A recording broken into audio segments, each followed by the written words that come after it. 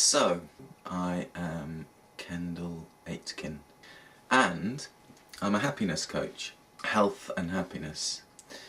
And people keep on asking me, what does that mean?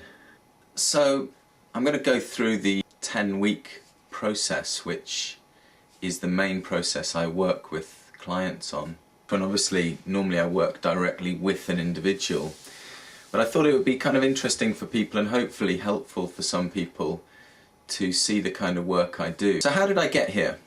How did I get to be a health and happiness coach, and what have I got to show that I've got the valid ability to do that coaching? Well, this is a short history of my life.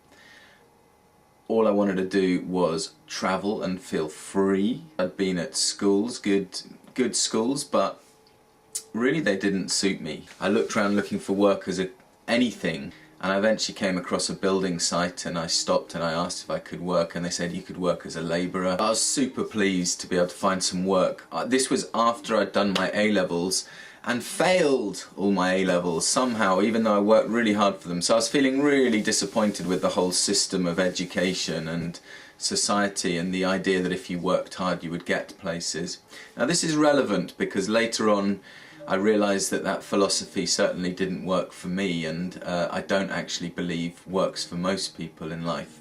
But we'll come on to that. I set off on a one-way ticket to South America. I travelled there for 14 months, up to Central America and through America, on trains, hitchhiking, buses, but then had run out of money. So I went back to London, did a whole load of really not very pleasant jobs in order to be able to go travelling again. I was travelling as cheap as I could, I hardly had any money, but I felt really free. Essentially I spent 6 years of my life from 17 to about 23 travelling the world, coming back to England, making some money in rubbish jobs, and then getting back out into the world. All I really wanted to do was travel. At the age of about 23 or 24, I came back to England really tired. It's really tiring not knowing where you're going to sleep at night. At least I found that after about 6 years of it. I decided to find out if I really was as stupid as my exams results had told me that I was. Seemed terrible at the time, but this is one of the things which I suppose I help coach people now, is that what can seem terrible in the short term isn't so bad in the long term. Eventually I went and studied subjects which really interested me: sociology, psychology, criminology, and surprise surprise, because I was studying subjects I actually wanted to, I got distinctions in all of those subjects. That allowed me to go to university. It was called an access course. I went to a place called Hull. I studied psychology and philosophy. This all led me to where? To having a degree and then not knowing at all what I wanted to do with my life. I think I was unemployed for a while. I certainly felt more lost in my life then than at any point in my life, strangely, even though I'd obviously just got a degree. I was sleeping on friends' sofas, going to temporary agency. I wasn't getting work. I was really quite down, stressed. I didn't know what I was doing. Eventually got a flat, and it was very difficult to get a place to live, partly because I didn't have much money. It was also very difficult to get a temporary job without an address. So everything seemed to map onto each other, and it was challenging. There was a local college there, so I started doing as many different courses as I could: computing, sign language, computer design.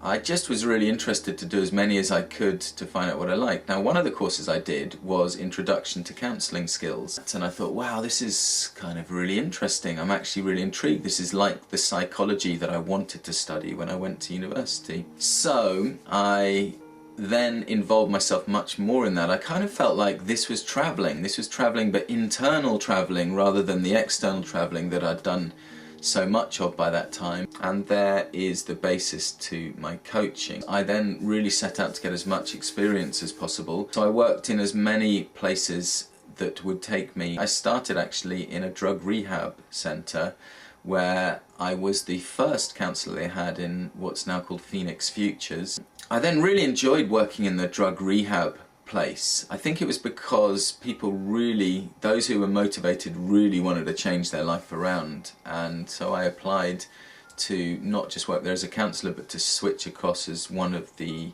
group leaders, and essentially kind of coaching people, but working as a group leader and as an individual coach, they call them key workers. So we ran 2 groups a day, and I was doing a lot of personal development courses at the time.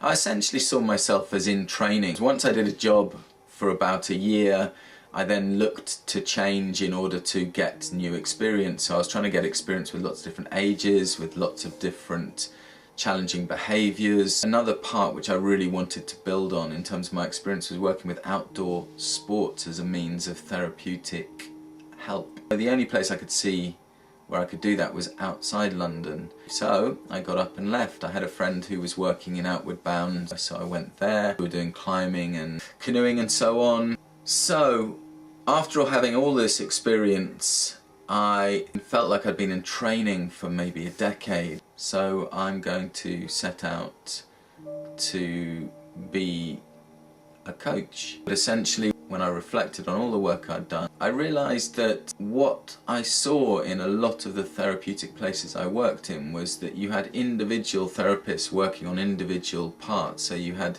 indoor therapists working on group processes or counselling individually. You had people working in dance therapy, you had people working in art therapy, you had people working in even gardening and things like this.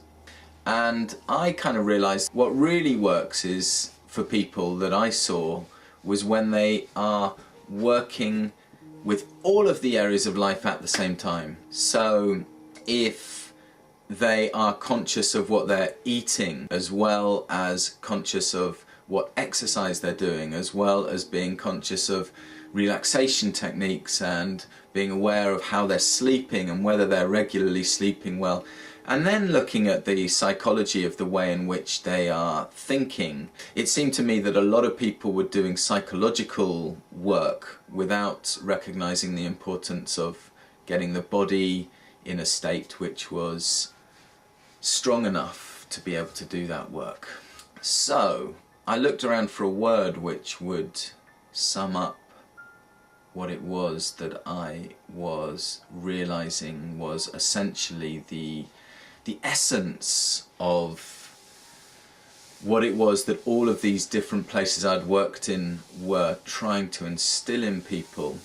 And I couldn't really come up with a better word than happiness. They were all moving towards happiness, whether they had food issues with anorexia or obesity, or whether they had sexual addictions or drug addictions. All of them were self-esteem related. So what they were all trying to do was feel better collectively with all of the elements of themselves: body, mind and spirit.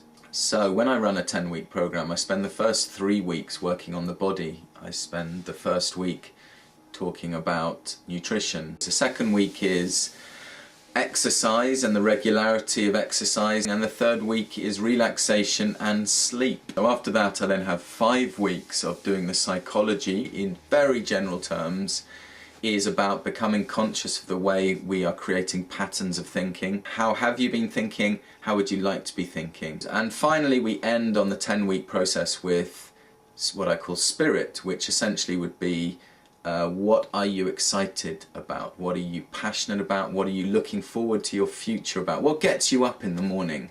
So your general sense of why am I alive? What am I doing here?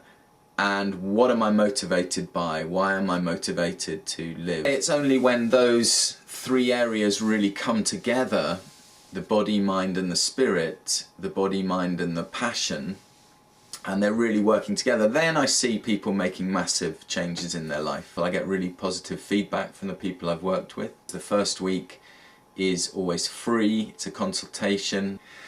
So thanks for listening, and yeah, come and join me for the 10 weeks if you're interested. Bye then.